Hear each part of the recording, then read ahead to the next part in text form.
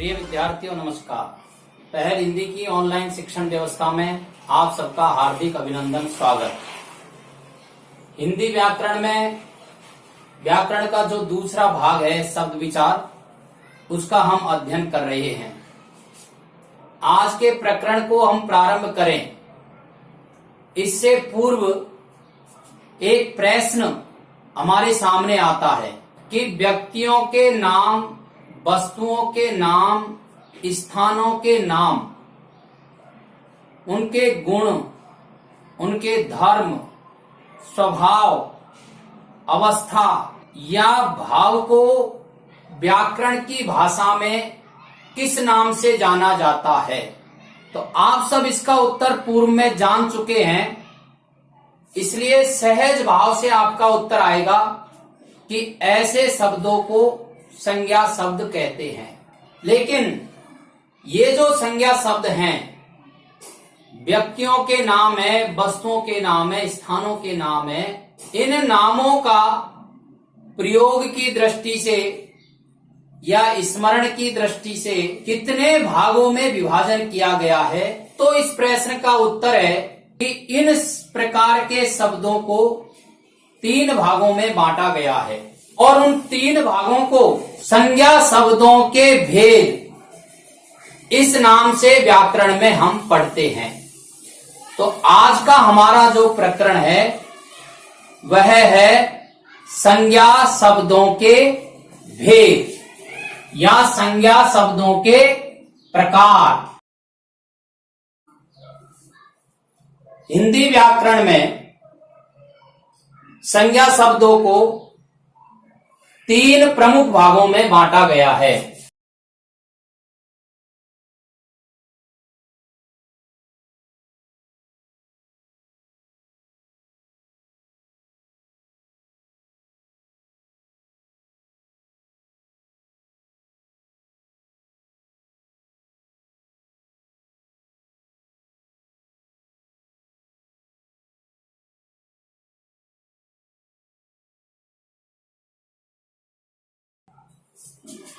पहला है व्यक्तिवाचक संज्ञा, दूसरा है जातिवाचक संज्ञा और तीसरा है भाववाचक संज्ञा। आज हम इन संज्ञा के प्रकारों की परिभाषा और उनके उदाहरण तथा इनकी पहचान के संबंध में अध्ययन करेंगे।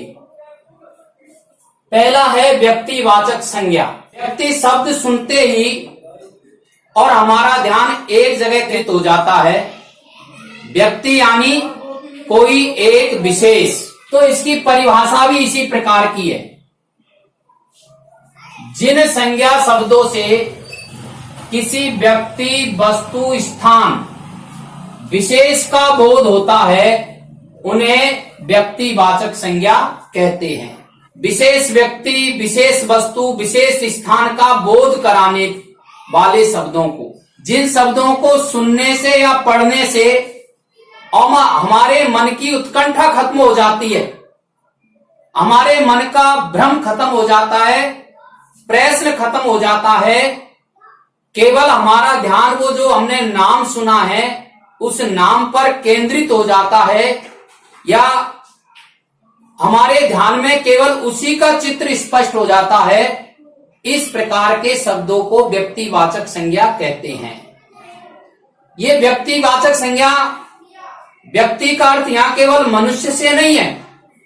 व्यक्ति का मतलब कोई भी वस्तु जो एक विशेष का बोध कराए उसे व्यक्तिवाचक संज्ञा कहते हैं।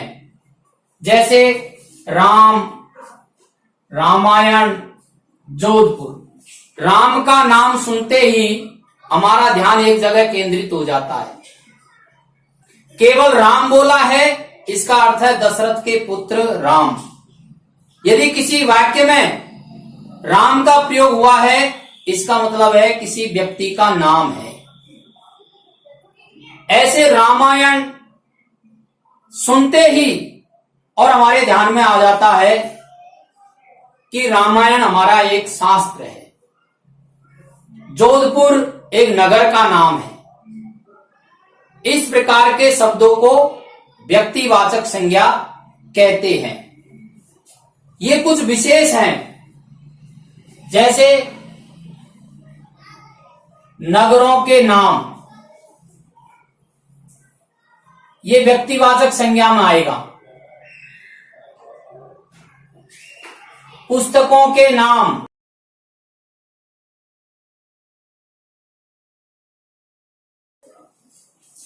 दिशाओं के नाम,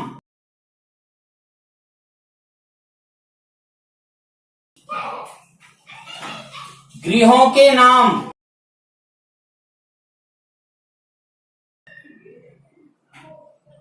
महीनों के नाम,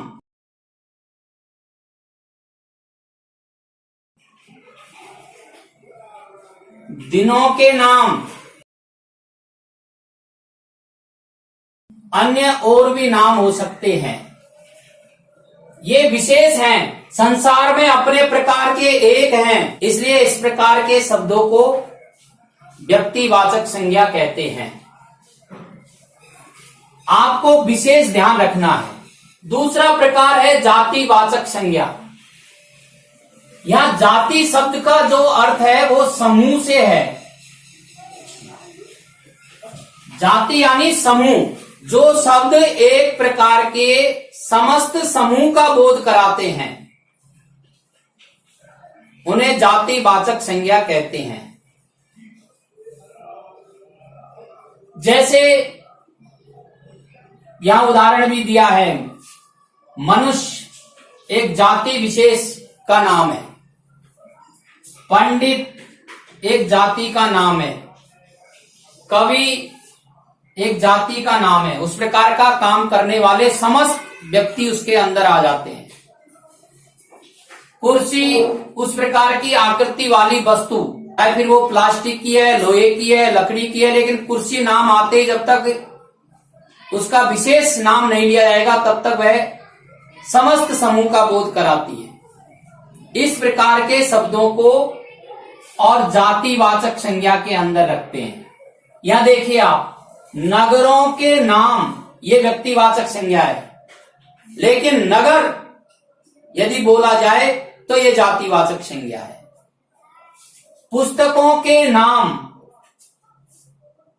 पुस्तकों के नाम लिए जाएंगे, ये व्यक्तिवाचक संज्ञा, लेकिन पुस्तक अपने आप में जातिवाचक संज्ञा है, क्योंकि समस्त समूह का बोध करवाती है।